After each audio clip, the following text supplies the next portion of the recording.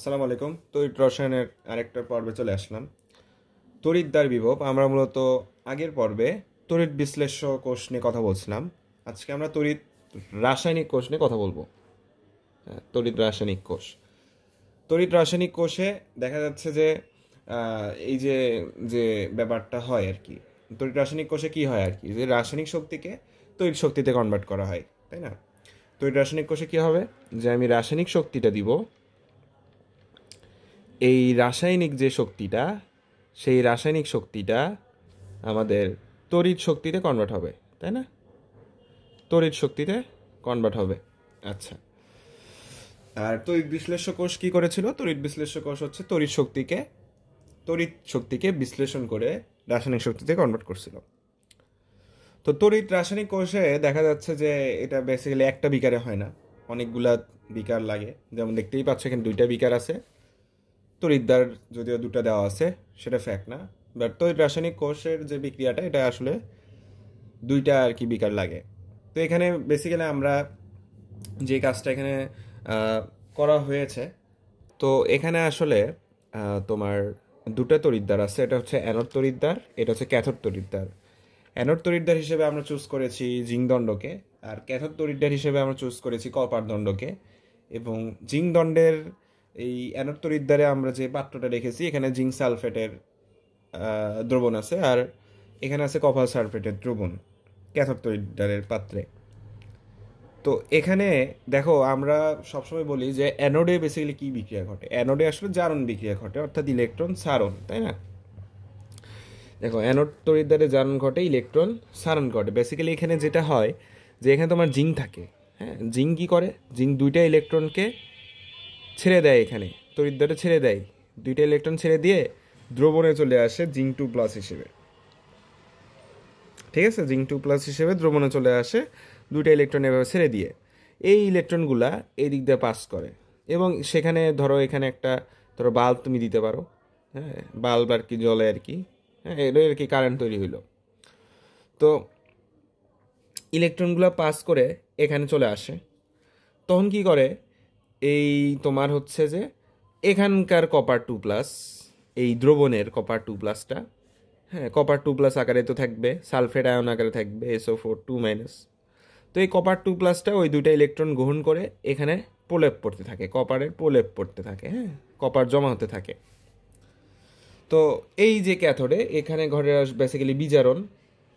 ঠিক আছে, আর অ্যানোডের যে জারণটা হলো, এদের একটা বিভব থাকে। তো সেই বিভবটাকে বলা হচ্ছে অ্যানোড তড়িৎদ্বার বিভব, আর ক্যাথোডের বিভবটাকে বলা হচ্ছে ক্যাথোড তড়িৎদ্বার বিভব। দেখো অ্যানোডে কি হয়, অ্যানোডে হচ্ছে বেসিক্যালি জিঙ্কটা দুইটা ইলেকট্রনকে ছেড়ে দিয়ে জিঙ্ক 2+ কনভার্ট হচ্ছে। আর ক্যাথোডে কি হচ্ছে, ক্যাথোডে হচ্ছে যে এই যে তোমার দ্রবণের কপার 2+টা এখানে দুইটা ইলেকট্রন গ্রহণ করে এখানে কপার আকারে জমা হচ্ছে। তো এটা আসলে আমরা লিখবো কিভাবে সেটা দেখি, চলো। তো অ্যানোড তড়িৎদ্বার বিভবকে আমরা লিখি হচ্ছে of anode oxidation. Basically oxidation মানে হচ্ছে জারণ। ঠিক আছে, জারণ। অথবা জিঙ্ক থেকে হয়ে গেছে জিঙ্ক 2+, দুইটা ইলেকট্রন ছেড়ে দিয়ে, এই আর কি অ্যানোড অক্সিডেশন। ক্যাথোড তড়িৎদ্বার বিভবকে আমরা লিখবো ক্যাথোড রিডাকশন। হ্যাঁ, ক্যাথোড রিডাকশন মানে বিজারণ, মানে ইলেকট্রন গ্রহণ। কপার 2+ কি করে, দুটো ইলেকট্রন গ্রহণ করে এখানে আর কি জমা হয়ে গেল। হ্যাঁ, তাহলে একটা হচ্ছে অ্যানোড তড়িৎদ্বার বিভব, একটা ক্যাথোড তড়িৎদ্বার বিভব। তাহলে জিঙ্কের আমরা যে জারণ বিভব, এখন আমরা জারণ বিভবটা দেখি। বেসিক্যালি অ্যানোডের এটা জারণ বিভবই আমরা লিখছি। অ্যানোডের জারণ বিভবকে তুমি এভাবে প্রকাশ করতে পারো, আর ক্যাথোডের বিজারণ বিভবকে তুমি এইভাবে প্রকাশ করলা। জিঙ্কের জারণ বিভব কি করতেছে, জিঙ্ক দুইটা ইলেকট্রনকে ছেড়ে দিয়ে জিঙ্ক 2+ কনভার্ট করছে, তাই না? ইলেকট্রন ছাড়ন মানেই তো জারণ। তাহলে জিঙ্কের জারণ বিভব হচ্ছে এটা। আমরা তো বুঝতেই পারবো দেখলেই, কারণ ইলেকট্রন ছেড়ে দিয়েই তো প্লাসে কনভার্ট হচ্ছে, তাই না? আর জিঙ্কের বিজারণ বিভব যদি লিখতে চাই, তাহলে কি হবে, এই জিঙ্ক যে 2+টা সে দুটো ইলেকট্রন গ্রহণ করে জিঙ্কে কনভার্ট হবে। তো এটা হচ্ছে জারণ বিভব, বিজারণ বিভব। কপারের জারণ বিভব কি করবে, সেম কাহিনী, দুটো ইলেকট্রনকে ছেড়ে দিয়ে, তাহলে সেটা হবে কপারের জারণ বিভব। আর বিজারণ বিভব কি করবে, কপার 2+ দুটো ইলেকট্রন গ্রহণ করে কপারে কনভার্ট হচ্ছে, এটা হচ্ছে বিজারণ বিভব। আচ্ছা, এরপর দেখো, কোনো একটি মৌলের জারণ বিভবের মান ও বিজারণ বিভবের মান সমান, কিন্তু চিহ্ন বিপরীত। কি বলছে যে কোনো একটি মৌলের জারণ বিভবের মান ও বিজারণ বিভবের মান সমান কিন্তু চিহ্ন বিপরীত। হ্যাঁ, রাইট। ধরো আমি জিঙ্কের জারণ বিভবের মানটা লিখলাম কিছু একটা, এটা তো আমরা এটাতে প্রকাশ করি আর কি, জিঙ্ক 2+। ধরো জিঙ্কের জারণ বিভবটা হচ্ছে যে ধরো 80 ভোল্ট বা কিছু একটা।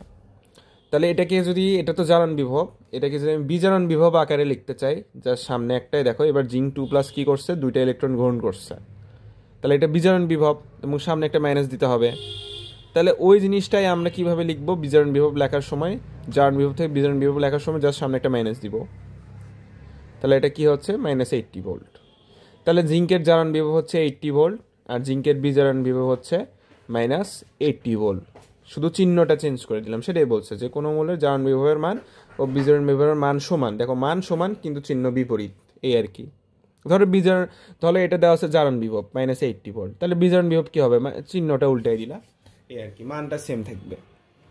এখন এখানে একটা কথা বলছে যে যার জারণ বিভব বেশি তার হচ্ছে কিনা বিজারণ বিভব কম, যার জারণ বিভব কম তার বিজারণ বিভব বেশি। এই কথাটা তো ভাইয়া বুঝিনি, আসো বুঝিয়ে দিই। তো ধরো আমার কাছে একটা সংখ্যা রেখা আছে,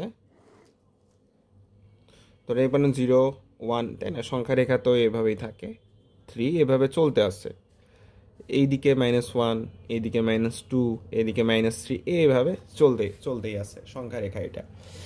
তো এখন আমি যদি তোমাকে বললাম যে ধরো তুমি একটা ধরো কোন একটা মৌল বা কোন একটা অবজেক্ট, ধরো এ একটা অবজেক্ট, বি একটা অবজেক্ট, এ অবজেক্টের জারণ বিভব কত, ধরো জারণ বিভব একটা ধরলাম, তো ধরো এর জারণ বিভবটা হচ্ছে কত বলতো, ধরো 1 সাপোজ, হ্যাঁ 1 ধরলাম।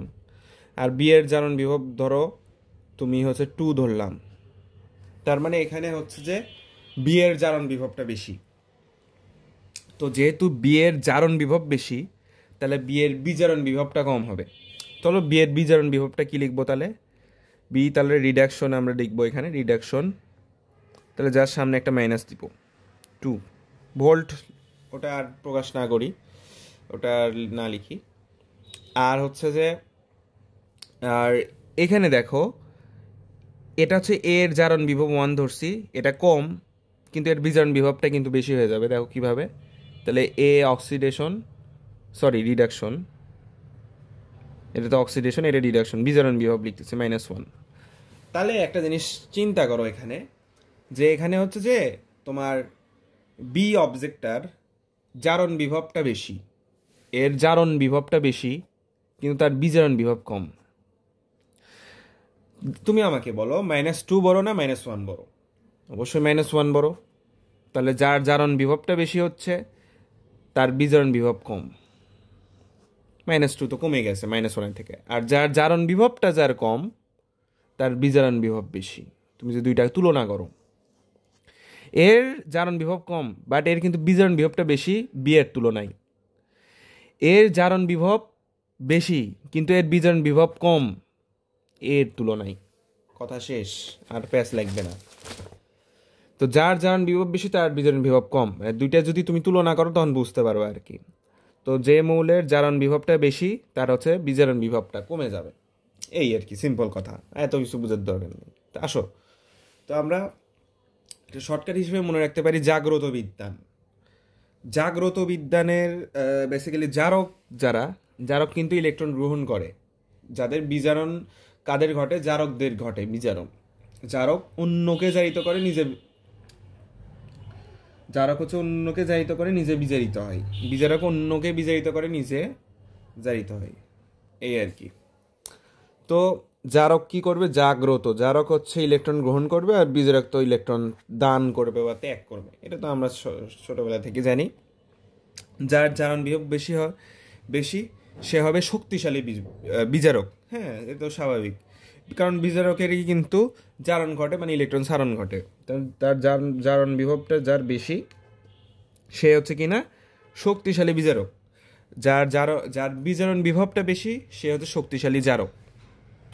বিজারণ মানে ইলেকট্রন গ্রহণ, যার বিজারণ বিভবটাই বেশি সে হচ্ছে শক্তিশালী জারক।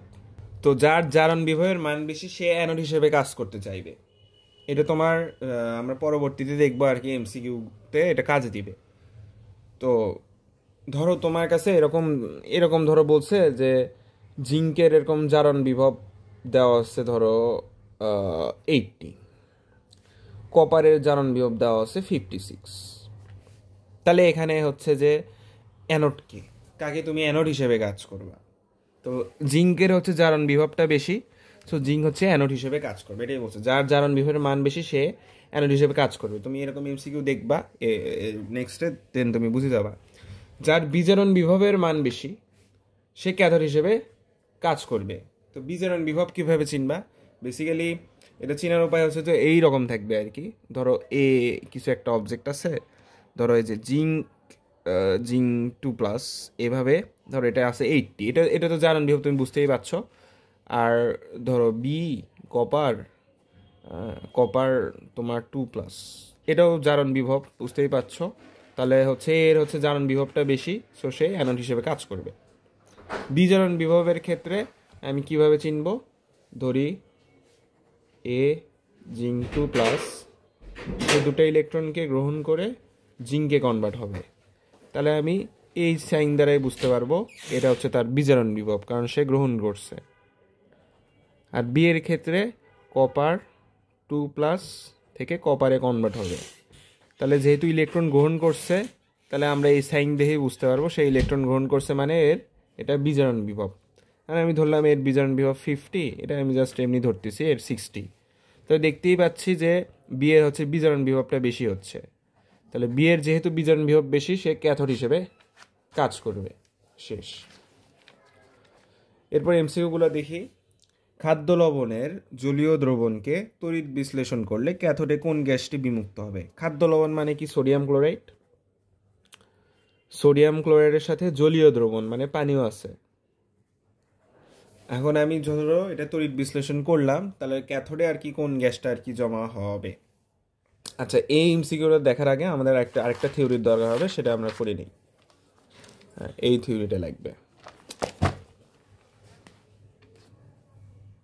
তো নিষ্ক্রিয় তড়িৎ দ্বারে তড়িৎ বিশ্লেষের শর্টকাট আমরা দেখব। যদি হচ্ছে এরকম তড়িৎ বিশ্লেষের ক্ষেত্রে এই তড়িৎ রোশন চ্যাপ্টারের ক্ষেত্রে যদি এস ব্লক মৌল থাকে, এমসিকিউতে অ্যালুমিনিয়াম ম্যাঙ্গানিজ থাকলে তাহলে হচ্ছে ক্যাথোডে হাইড্রোজেন জমা হবে। এস ব্লক মৌল আসে 14টা, সাথে অ্যালুমিনিয়াম আর ম্যাঙ্গানিজ যদি থাকে তাহলে ক্যাথোডে হাইড্রোজেন জমা হবে। তো তড়িৎ বিশ্লেষের ধরো শর্টকাট, যেমন ধরো এই যে এমসিকিউটা জলীয় দ্রবণের খাদ্য লবণ, মানে এখানে তুমি সোডিয়াম ক্লোরাইড তড়িৎ বিশ্লেষণ করলে ক্যাথোডে কোন গ্যাসটা বিমুক্ত হবে। তো এইগুলো এমসিকিউ পাওয়ার জন্য এটা আমাদের দরকার। তাই তড়িৎ বিশ্লেষণ যখন বলবে, তড়িৎ বিশ্লেষণ যখন করতে হবে, তখন আমাদের যখন এস ব্লক মৌল থাকবে 14টা আর অ্যালুমিনিয়াম ম্যাঙ্গানিজ থাকলে ক্যাথোডে হাইড্রোজেন জমা হবে। আর যদি হচ্ছে অ্যানায়ন হিসেবে, এগুলো তো ক্যাটায়ন হিসেবে থাকবে, তাহলে ক্যাটায়ন কিন্তু ক্যাথোডে কি হবে, ওগুলো আর জমা হবে না, তখন এটা ডাইরেক্ট হাইড্রোজেন হিসেবে জমা হবে। এটা একটু শর্টকাট হিসেবে মনে রাখবা। তারপর sulphate ion, fluorine ion, hydroxyl ion, nitrate ion, manganate ion, আর হচ্ছে ক্রোমেট আয়ন, তাই না? এগুলো থাকলে অ্যানোডে আর কি অক্সিজেন জমা হবে। এগুলো আর কি মনে রাখার বা দেখেই তুমি কীভাবে চিনবে। দেখো এখানে অক্সিজেন আছে, এখানেও অক্সিজেন, এখানেও অক্সিজেন, এখানেও oxygen, oxygen, sulphate, nitrate, hydroxyl, তাই না? সালফেট নাইট্রেট কিন্তু এটা মনেই থাকবে, হাইড্রোক্সিল, পটাশিয়াম পার ম্যাঙ্গানেট, এটা মনে রাখবে, ম্যাঙ্গানেট, আর হচ্ছে পটাশিয়াম ডাইক্রোমেট, আর সাথে জাস্ট ফ্লোরিনটা। এই থাকলে আর কি অক্সিজেন জমা হবে। তবে ক্লোরিন, ব্রোমিন, আয়োডিন যদি থাকে আর কি অ্যানায়নে, তখন সেটা আর অক্সিজেন হিসেবে জমা হবে না। ক্লোরিন থাকলে ক্লোরাইড হিসেবে জমা হবে, ব্রোমিন থাকলে ব্রোমাইড হিসেবে জমা হবে, আয়ন থাকলে আয়োডিন হিসেবে জমা হবে, অ্যানোডে জমা হবে। তবে এটা কিন্তু অবশ্যই ক্লোরিন, ব্রোমিন, আয়োডিন যখন ক্লোরিন, ব্রোমিন, আয়োডিন হিসেবে জমা হবে, এটা বেসিক্যালি গাঢ় দ্রবণের ক্ষেত্রে প্রযোজ্য। তো এইগুলো গাঢ় দ্রবণের ক্ষেত্রেই প্রযোজ্য। আমাদের আর কি খেয়াল রাখতে হবে, গাঢ় না বলে, দেখো কোশ্চেনে কি বলছে, শুধুমাত্র জলীয় দ্রবণ বললেও আমি গাঢ় দ্রবণই চিন্তা করব। গাঢ় দ্রবণই সবসময় বলবে, এটা তো হতে নাও হতে পারে। যদি গাঢ় দ্রবণ কিছু না বল, জাস্ট জলীয় দ্রবণ বলা থাকে, তাহলে আমি গাঢ় দ্রবণ হিসেবে চিন্তা করব। সোডিয়াম ক্লোরাইডের দ্রবণ সাধারণত গাঢ়ই হয়। সোডিয়াম ক্লোরাইডের যে দ্রবণটা, এটা বেসিক্যালি গাঢ়ই হয় আর কি। বাদ বাকিগুলা দ্রবণ, জলীয় দ্রবণ বললে তুমি সেটা গাঢ় হিসেবে বিবেচনা করবা। সোডিয়াম ক্লোরাইড গাঢ় খাবার লবণ। আচ্ছা, আর কি আছে এখানে? হ্যাঁ, ওটাই। আর যদি তোমার লঘু বলে, ওটা ছিল গাঢ় দ্রবণ। গাঢ় দ্রবণের ক্ষেত্রে ক্লোরিন, ব্রোমিন, আয়োডিন ক্ষেত্রে ওটাই জমা হতো, ক্লোরিন, ব্রোমিন, আয়োডিনই জমা হতো গ্যাস হিসেবে। বাট লঘু জলীয় দ্রবণ যদি বলে, তাহলে অ্যানোডে অক্সিজেন জমা হবে, তাই না? তাহলে আমরা কি একটা রিক্যাপ করতে পারি? তাহলে আমরা একটু রিক্যাপ করি, দেখি যে আমাদের বলছে যে এস ব্লক মৌল, হ্যাঁ, এস ব্লক মৌল 14টা, তাই না? এস ব্লক মৌল আমরা যে 14টার সাথে হচ্ছে তোমার অ্যালুমিনিয়াম আর ম্যাঙ্গানিজ যদি থাকে, তাহলে আর কি তোমার ক্যাথোডে ক্যাথোডে তোমার অক্সিজেন জমা হবে আর কি, সরি হাইড্রোজেন জমা হবে। আর হচ্ছে যে আমি বলি, দেখো, sulphate ion, nitrate ion, hydroxyl ion, manganate ion, MnO4, 2 minus সম্ভবত, যাই হোক, CrO4,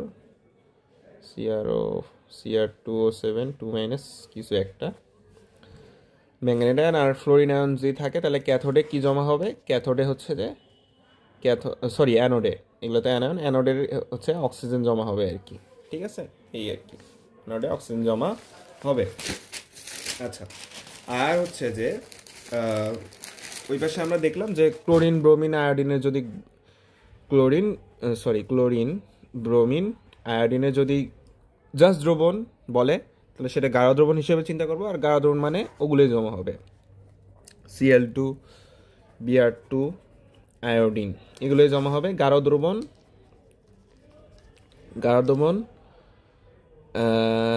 অ্যান্ড জলীয় দ্রবণ বা খালি দ্রবণ কিছু একটা। কি লেখা ছিল ওখানে একটু দেখি, থামো। হ্যাঁ, শুধু জলীয় দ্রবণ ওগুলো বললেই আর কি তোমার এখানে গাঢ় দ্রবণ আর জলীয় দ্রবণ বললে, জলীয় দ্রবণ মানে গাঢ় দ্রবণ চিন্তা করব, তখন এগুলো জমা হবে। আর হচ্ছে লঘু জলীয় দ্রবণ যখন বলবে, লঘু মানে ছোট, তাই না? ক্লোরিন, ব্রোমিন, আয়োডিন হলে অ্যানোডে তোমার অক্সিজেন জমা হবে। তো সোডিয়াম তো হচ্ছে আমাদের একটা এস ব্লক মৌল, তাই না? সোডিয়াম হচ্ছে একটা এস ব্লক। গাঢ় সোডিয়াম ক্লোরাইড মানে কি? সেটা কি ব্রাইন, তাই না? গাঢ় সোডিয়াম ক্লোরাইড হচ্ছে মানে ব্রাইনের আরেকটা নাম হচ্ছে গাঢ় সোডিয়াম ক্লোরাইড। ব্রাইনের আরেকটা নাম গাঢ় সোডিয়াম ক্লোরাইড। ব্রাইনের আরেকটা নাম গাঢ় সোডিয়াম ক্লোরাইড। যদি গাঢ় সোডিয়াম ক্লোরাইড থাকে, তাহলে দেখো, সোডিয়াম হলে তো সমস্যাই নাই। সোডিয়াম হচ্ছে একটা এস ব্লক মৌল। এস ব্লক মৌল হলে ক্যাথোডে হাইড্রোজেন জমা হবে। আর ক্লোরিন যেহেতু আছে এবং এখানে গাঢ়ই বলা আছে, আমরা দেখে আসছি যে গাঢ় ক্লোরিন থাকে, তাহলে হচ্ছে যে ক্লোরিনই জমা হবে আমাদের, তাই না? আর লঘু সোডিয়াম ক্লোরাইড ক্ষেত্রে সোডিয়াম থাকলে তো সমস্যাই নেই, এস ব্লক মৌল তো, ক্যাথোডে চোখ বন্ধ করে হাইড্রোজেন। আর যেহেতু লঘু বলছে, সো এবার ক্লোরিনের ক্ষেত্রে আর ক্লোরিন হবে না, অক্সিজেন হবে। এই যে থিওরি, লঘু, ফাইন।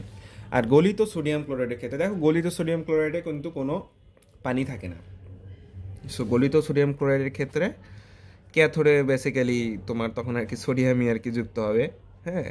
আর এই ক্লোরিনটা ক্লোরিন হিসেবে যুক্ত হবে, মানে সেখানে তো আর পানি নেই আর কি।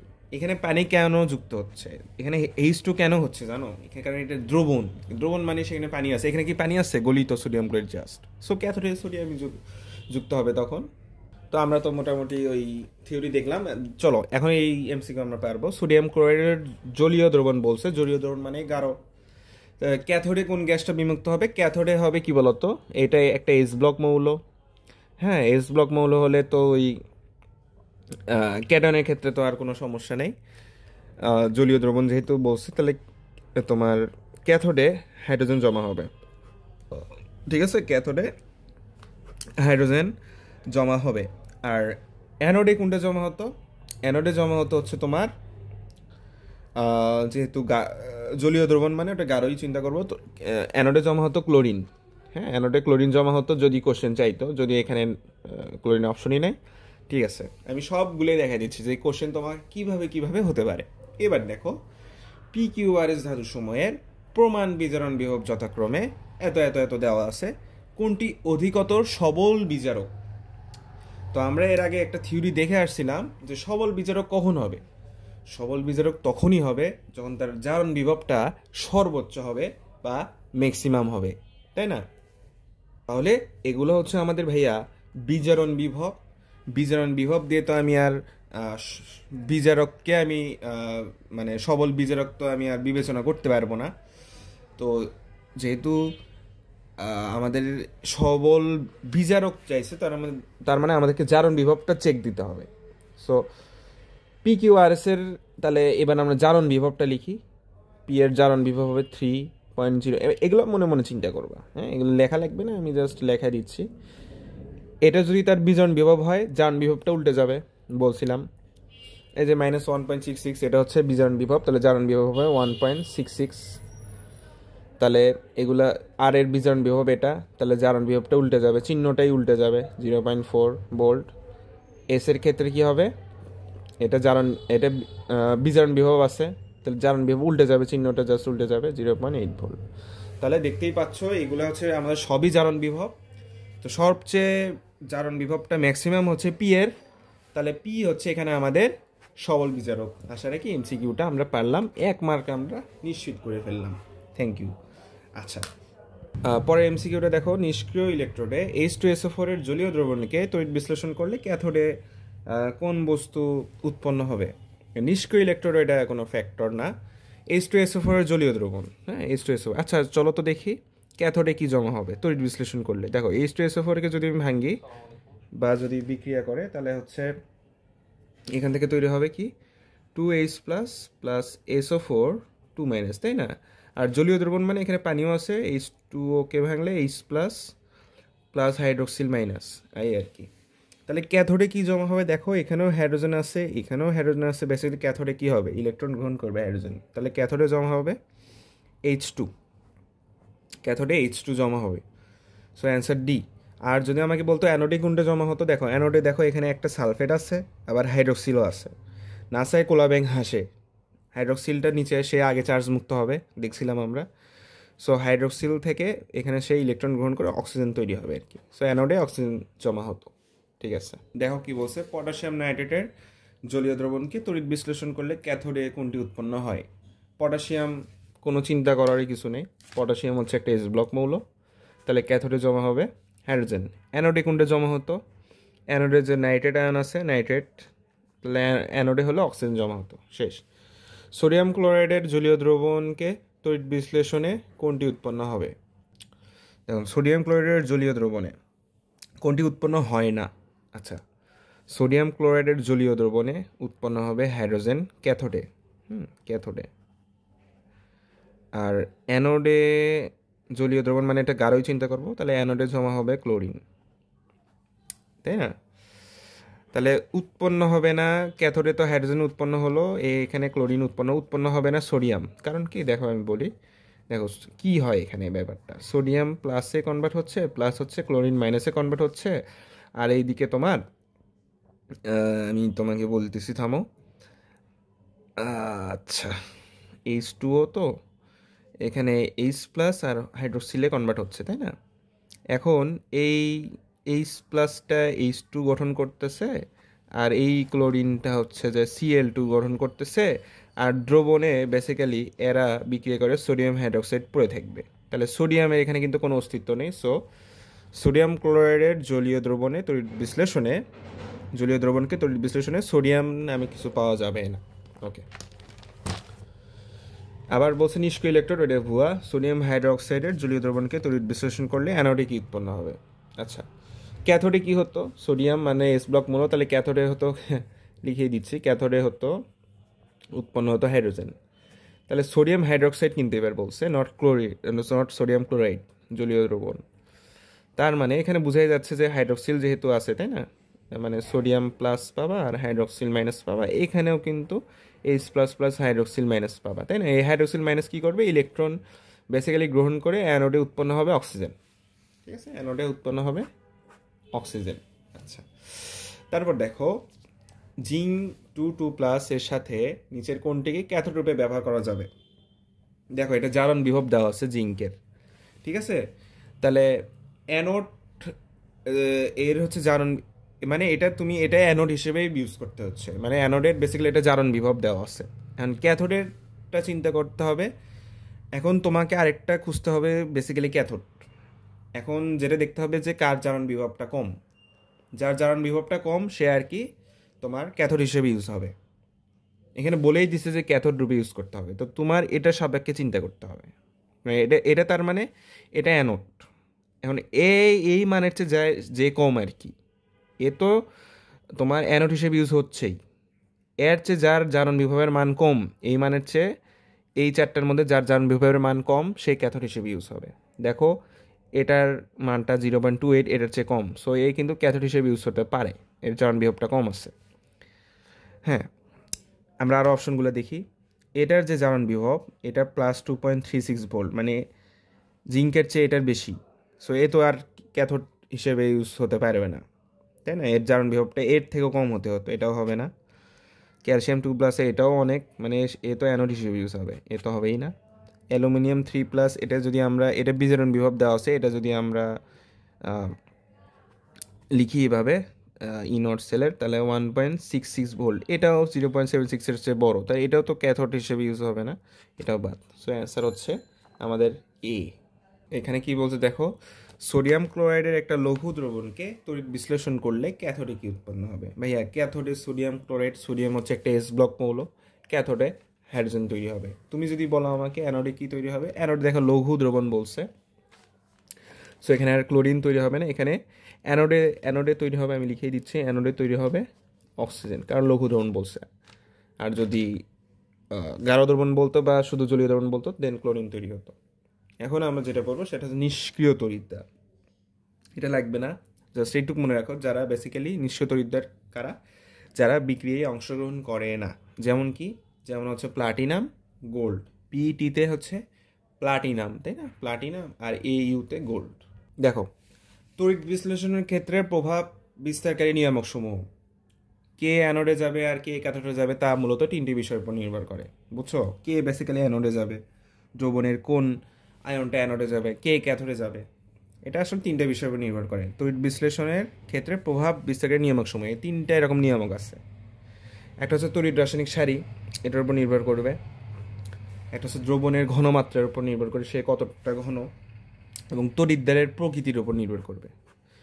তাহলে কে অ্যানোডে যাবে আর কে ক্যাথোডে যাবে, এটা মূলত তিনটি বিষয়ের উপর নির্ভর করে, তিনটা নিয়ামক আছে এখানে। তো প্রথম নিয়ামকটা হচ্ছে তড়িৎ রাসায়নিক সারি। সারি ওই মৌলগুলা সারির উপর ডিপেন্ড করবে, যে বেসিক্যালি নিচে থাকে সে আর কি আগে যায়, সো সারির উপর নির্ভর করতেছে আর কি। সারিটা মনে রাখতে হবে, যে লিখে বা এসের কানার ম্যাজিক্যালে মন যেন কমে আম ফিরে, কে কে নীল সোনা পাবে হাই, আন্টি আসবে কুলাঙ্গার হাজি আজি পিটাবে আমাই। আমরা 27টা এরকম দেখছিলাম। দ্রবণের ঘনমাত্রা তড়িৎদ্বারের প্রকৃতির উপর নির্ভর করতেছে।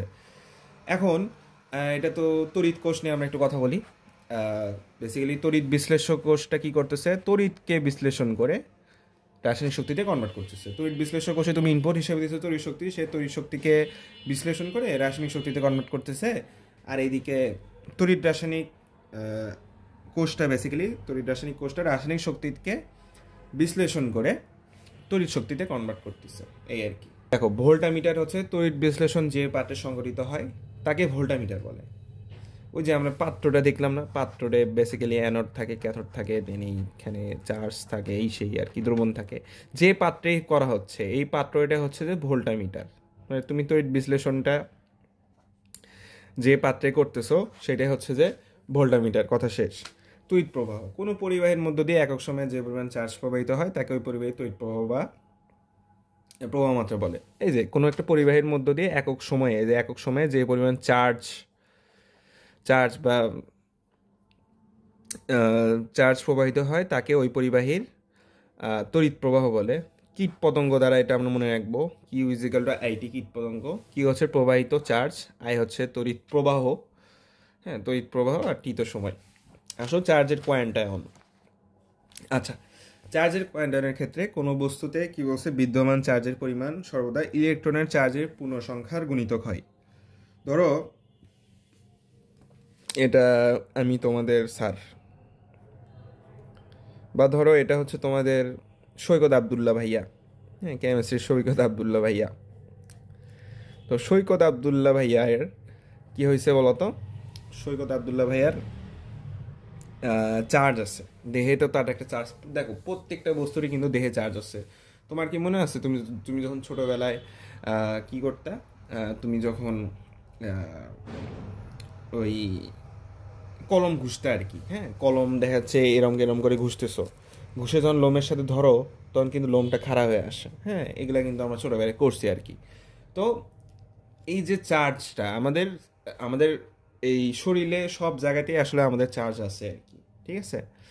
তো আহ, কোনো বস্তুতে বা পৃথিবীর প্রত্যেকটা বস্তুতে বিদ্যমান চার্জের পরিমাণ সেটা হচ্ছে সর্বদা এই যে ইলেকট্রনের চার্জের পূর্ণ সংখ্যার গুণিতক আর কি। মানে এই যে এন হচ্ছে চার্জের সংখ্যা, এটা কখনো ভগ্নাংশ হতে পারবে না। ইট ক্যান নট, এটা কখনো ভগ্নাংশ হতে পারবে না। ধরো আমি তোমাকে বললাম তোমার কাছে আহ, 1 ইলেকট্রন চার্জ আছে, তোমার কাছে 2 ইলেকট্রন চার্জ আছে, তোমার কাছে 3 ইলেকট্রন চার্জ আছে, তোমার কাছে 4 ইলেকট্রন চার্জ আছে, বাট তোমার কাছে কখনো 4.2 ইলেকট্রন চার্জ থাকতে পারবে না। তোমার কাছে কখনো আর কি 5/6 ইলেকট্রন চার্জ থাকতে পারবে না, এই আর কি, ঠিক আছে? মানে এটা কোনো ভগ্নাংশ হতে পারবে না, এটা সবসময় পূর্ণ সংখ্যা হবে। আর 1 মোল বলতে আসলে আমরা অ্যাভোগাড্রো সংখ্যাটাকেই বুঝি, যেটা কিনা 6.023 × 10⁻23 কোনা বা যেটাই বলবো আর কি। 1 মোল মানে এইটাই, 1 মোল মানে অ্যাভোগাড্রো সংখ্যা। তাহলে Q is equal to n e, যেখানে এনটা হচ্ছে যে পূর্ণ সংখ্যা, এটা ইট ক্যান নট বি পূর্ণ সংখ্যা। কিউ তো চার্জ, এটা চার্জ, ঠিক আছে, চার্জ বা প্রবাহিত চার্জ এটাই বলো। এটা হচ্ছে একটা পূর্ণ সংখ্যা, N can be can can be ভগ্নাংশ ইংলিশটা ভুলে গেছি, যাই হোক। আর ই তো হচ্ছে ইলেকট্রনের চার্জ, ঠিক আছে, ই কি বলতো, ইলেকট্রনের চার্জ 1.6 × 10⁻⁻19 কুলম আর কি। এটা একটা পূর্ণ সংখ্যা, আর ই হচ্ছে ইলেকট্রনের চার্জ 1.6 × 10⁻⁻19 কুলম। এটাই হচ্ছে আমাদের চার্জের কোয়ান্টাম।